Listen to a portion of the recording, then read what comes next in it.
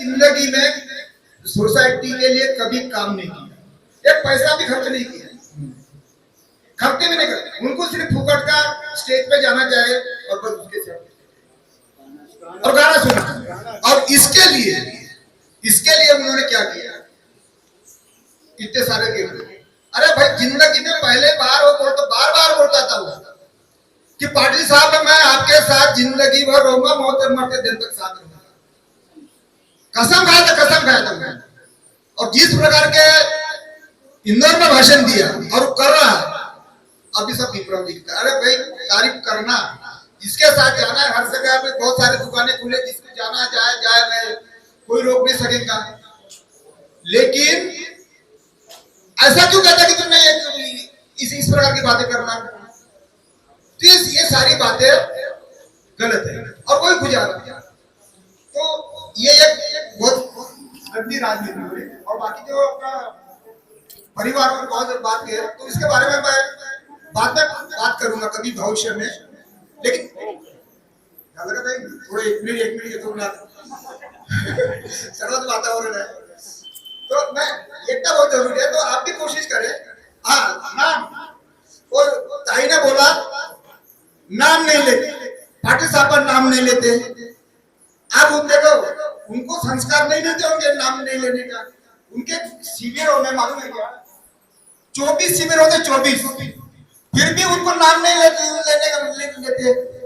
या तो उनके जो नाम नहीं लेते ना, उन्होंने तो शादी नहीं की, या तो शादियों में नाम लेने की जो प्रधान होते उखाने ये मतलब ये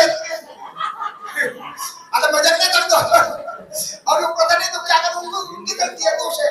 अब मैंने भी, मेरी शादी हुई थी, आज अभी 40 साल हो जाएंगे, मारने 40 साल हो जाएंगे। सुनिए, तो मैंने भी उखाना बोलना पड़ा। कौन सा भाजी मेथी जी, सीमा माझ्या प्रीतीची। अरे चाय म्हटलं होतं ना, आता 40 वर्ष जेव्हा प्रजाने सिरियसली सांगतो, जेव्हा भाजी मेथीची असते तर आता त्याचं नाव घ्या, विचार करुणा माझी बहीण आहे, हिच्या फोन नंबर माझ्या बहिणीला विचारा। तर हे हा सगळ्या गोष्टी आहे।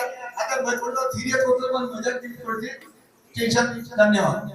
आपण एक राग भाजी येत असेल प्रयत्न करा, एक दिवसा काही नाही, एक बस। धन्यवाद। सम्यक बोधि परम पूज्य डॉक्टर बाबा साहब अम्बेडकर, इन्हें अपना अभिवादन करता हूं। साथ ही आज के इस महत्वपूर्ण बैठक में हमारे बीच उपस्थित हमारे मार्गदर्शक, हमारे संस्था के ट्रस्टी एवं राष्ट्रीय अध्यक्ष परम आदरणीय चंद्रबोधी पाटिल साहब, हमारे बीच उपस्थित हमारे संस्था के नवीनतम ट्रस्टी राष्ट्रीय उपाध्यक्ष आदरणीय कामले सर, हमारे संस्था की वस्तुस्थिति पे जो उद्बोधन दिया उस पर से आप सभी समझ गए कि हमारी संस्था किस पड़ाव में है। मैं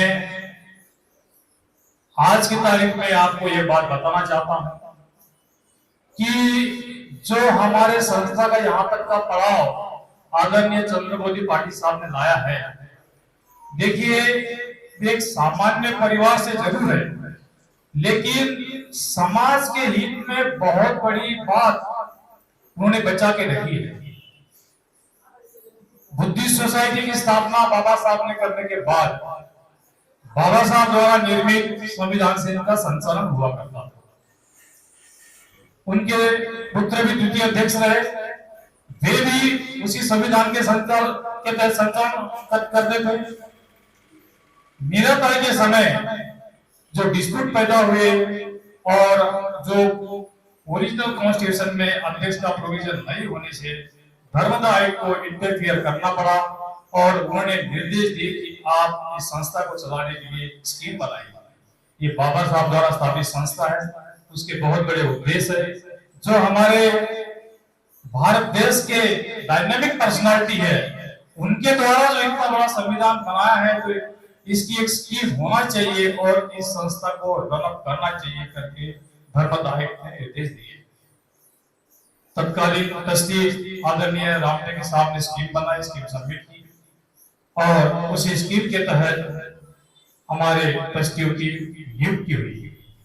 बीच में मीराबाई जी को ये स्कीम पसंद नहीं होने से वे कोर्ट में गए और आप सभी जानते हैं हमारा 30-35 वर्ष का समय इसमें बीता।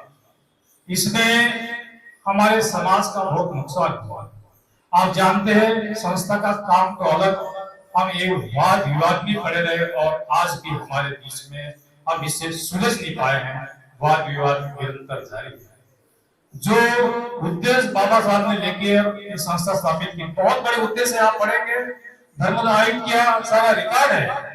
आप मुझ पे नहीं, पाटिल साहब पे नहीं विश्वास मत करिए, लेकिन आपको संस्था की किसी प्रकार की जानकारी निकालनी है तो आप धर्मद आयुक्त कार्यालय मुंबई में आवेदन देके अद्यतन जानकारी आप निकाल सकते हैं, आपको स्वतः स्पष्ट हो जाएगा। मेरे स्टडी और मानने के हिसाब से जो हमारे आखिरी ट्रस्टी थे आदरणीय पीजी ज्योतिकर साहब, उन्होंने चंद्रबोधी पटेल साहब को पावर ऑफ अटर्नी नियुक्त किया और सारा कारोबार पर से हमारे उसके पहले से ही कर रहे थे, हमारे चंद्रबोधी पाटिल साहब कर रहे हैं। मेरे मानने के हिसाब से आज के तारीख में मात्र चंद्रबोधी पाटिल साहब ही धर्मद आयुक्त में अधिकृत है। इस संस्था की किसी भी प्रकार की रिपोर्ट देनी हो, इस संस्था में किसी प्रकार का बदलाव करना हो तो धर्मद आयुक्त को मात्र चंद्रबोधी पाटिल साहब की ही बात मानने, उनकी लेखा मानना होगा, नहीं तो अभी तक ये सारी जो रिपोर्ट है पेंडिंग नहीं होती। 2001 की उनकी रिपोर्ट पेंडिंग है। इनके ऊपर बहुत से लोगों ने अटैक किया, आदरणीय राजरत्न जी भी उस पर रोक लगाई। ठीक है, रोक लगाई, लेकिन वो आदेश होने वाले थे, वो उस संस्था के कार्यकर्ता और राष्ट्रीय अध्यक्ष के रूप में कार्य कर रहे, तभी तो रोक लगाई। तो ये सारी चीजें आप समझेंगे तब आपको ज्ञात होगा कि उन्होंने कितने परिश्रम से इस संस्था को यहाँ तक पहुंचाया होगा। हम एक सामान्य परिवार से है और इतना बड़ा परिवार, उनसे टक्कर लेना भी नहीं चाहते और कभी ये सब सारी समाज की जो क्षति हो रही है सब देखते हुए पाटिल साहब ने जो निर्णय लिया था एकीकरण का, क्या स्थितियां हुई, क्या निर्मित आई, वो सारी सब ठीक है, लेकिन जो उनने जो निर्णय लिया बहुत ही स्वागत निर्णय था। पूरे भारत देश में नहीं, अंतरराष्ट्रीय लेवल पे भी बहुत स्तुति की गई और बहुत अच्छा एक मैसेज अंतरराष्ट्रीय लेवल पे भी मिला था। बीच में आप सब जानते हैं किसी भी संस्था को चलाने के लिए नियमावली होती है और आज के तारीख में हम उस स्कीम के तहत बाधित थे जो स्कीम ट्रस्टियों द्वारा धर्मद आयुक्त को दी थी और धर्मद आयुक्त ने उसे मान्यता दी थी। जब पाटिल साहब ने भीमराव अंबेडकर जी, इवन अशोक अंबेडकर राव जब जीवित थे, मैं उनके साथ में मीटिंग में था, राजरत्न जी को भी बुलाया था। उन्होंने अपने जीवन में भरसक प्रयास किया इस संस्था को ये करने के लिए। उस समय उन्होंने 4 ट्रस्ट की मांग की थी और कुछ धन की भी मांग की थी। वो इस सभा में बोलने लायक से नहीं है, लेकिन तो भी वो राजी हुए थे, लेकिन ट्रस्टियों के लिए हमारे ट्रस्ट चेयरमैन उस समय राजी नहीं हुए थे। ये संस्था हमने किस प्रकार से हम एक एक पैसा जमा करके यहाँ तक समाज में बचा के लाए हैं, इसलिए हम आपको 4 ट्रस्टी नहीं दे सकते। उस समय से राजरत्न जी अलग होके और चाहे रोक लगानी हो, चाहे इस प्रकार से नई चेंज रिपोर्ट देनी हो, इस प्रकार से कार्य कर रहे हैं। इस बीच जो हमारा एक में संस्था हमने बनाई थी भीमराव अंबेडकर जी, आदरणीय मीराबाई जी से एक होके बहुत अच्छा मैसेज जा रहा था, कार्य भी चल रहा था। लेकिन ये जो नियमावली जो बाधित होती है, ये नियमावली के तहत वो कार्य नहीं किए करते। बुद्धिस्ट सोसाइटी का इतिहास देखेंगे तो इसमें पुराने राजनीतिक लोग भी रहे, इसलिए भी ये संगठन आगे नहीं बढ़ा और यही स्थिति आज भी निर्मित नहीं हो। इसलिए आदरणीय पाटिल साहब हो या इनके पूर्व के भी ट्रस्टी हो, उन्होंने निर्णय लिया था कि इस संस्था में राजनीतिक लोग नहीं होना चाहिए और तभी से हमारी ये बात बिगड़ी, क्योंकि भीमराव अम्बेडकर जी इनका स्पष्ट कहना था कि मुझे राजनीति करना है। तो ये सारी चीजें होने के बाद आज हम इस पड़ाव पे हैं। आप देख रहे हैं उनके द्वारा जितनी बीमारी लंबी होगी उसका इलाज उतना ही लंबा करना होता है। हमें झगड़े से हमें कुछ मिलना नहीं है, कुछ प्राप्त नहीं होना है। और ये सारी जो चीज हुई है निखाड़े जी और के भंडारी जी द्वारा की गई है, इनसे हमारा समझौता नहीं हुआ है। हमारा समझौता अम्बेडकर जी, भीमराव अम्बेडकर जी से हुआ है। तो मेरा उपस्थित ट्रस्टियों से, आप सभी से और पाटिल साहब से भी अनुरोध है, उनसे हमें निश्चित तौर पे बात करनी होगी। और यदि उसमें कुछ हल निकलता है समाज के हित में तो जरूर आगे बढ़ना चाहिए। और यदि वो नहीं चाहते तो हम लोग फ्री है, वे अपने तरीके से काम कर सकते हैं, हम अपने तरीके से काम कर सकते हैं। मैंने ट्रस्टी होने के नाते ये 4-5 प्रोग्राम जो झाड़ला, इटारसी, बालाघाट, इंदौर, इनमें जो प्रोग्राम हुए वो संस्था के नियम के हिसाब से मेरी अनुमति से होना चाहिए थे, लेकिन ये इन प्रोग्राम मेरे अनुमति नहीं दी गई। और इसमें जो हमारे प्रदेश के पदाधिकारी प्रभारी है सेंट्रल कमेटी के, जो बीएस गायकवाड़ साहब, मैं उनकी त्रुटि मानता हूं और संस्था के विरोधी इनका वो कार्य रहा, मैं अपनी तरफ से ये मानता हूं। और आज के बैठक के जो विषय है, महत्वपूर्ण विषय है। दूसरा विषय, केंद्रीय कार्यकारिणी के पदाधिकारी द्वारा संस्था के हित में किए गए कार्य की समीक्षा पर निर्णय। यदि गायकवाड़ साहब सुलझे हुए पुराने कार्यकर्ता है, वो सूझबूझ के काम लेते, किसी एक यूनिट को बढ़ावा नहीं देते तो आज स्थिति निर्मित नहीं होती।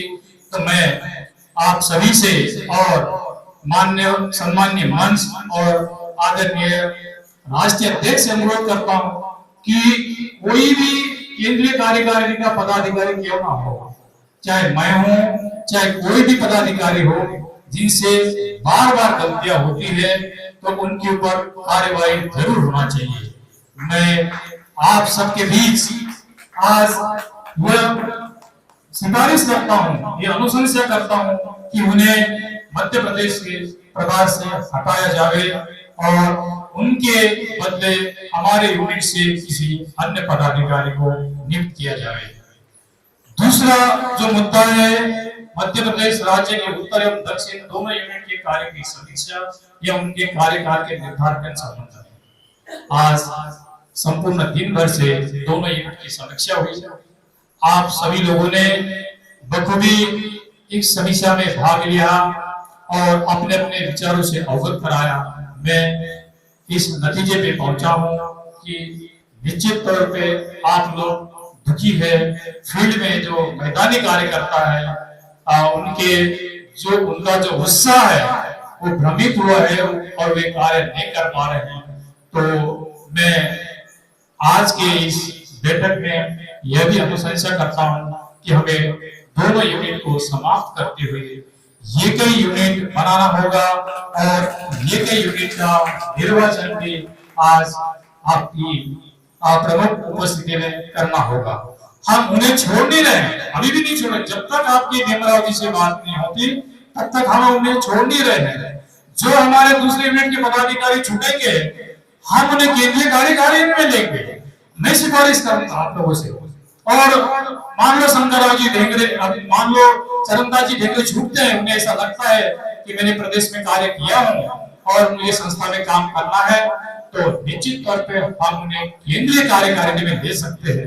यदि संस्था में काम करना है तो हम उन्हें छोड़ने की बात नहीं कर रहे, लेकिन मध्य प्रदेश में ये के यूनिट बना के आज की तारीख में अध्यक्ष पद का, महासचिव पद का और प्रदेश कार्यकारिणी का निर्णय होना चाहिए। और आप सभी से भी ये करबद्ध अनुरोध करता हूं कि पद लेने के बाद हमें संस्था का कार्य करना होगा।